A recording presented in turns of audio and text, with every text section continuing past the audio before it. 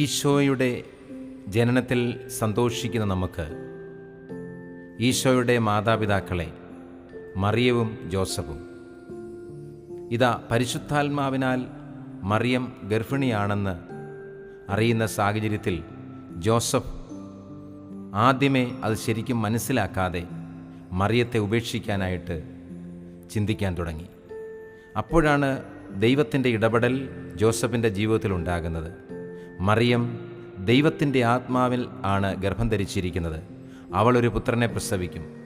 അപ്പോൾ ദൈവത്തിൻ്റെ പദ്ധതികളോട് ജോസഫ് ഹൃദയം തുറക്കുന്നു.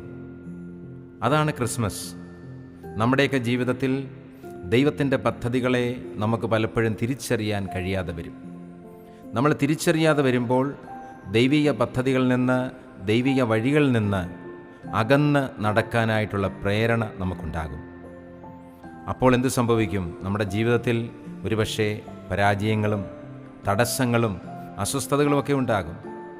ജോസഫ് ഹൃദയം തുറന്നു ദൈവത്തിൻ്റെ വാക്ക് വിശ്വസിച്ചപ്പോൾ അത് വലിയ അനുഗ്രഹമായി മാറി.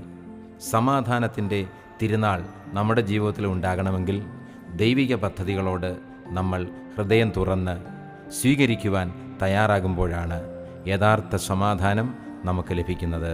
അതാണ് ക്രിസ്മസ്.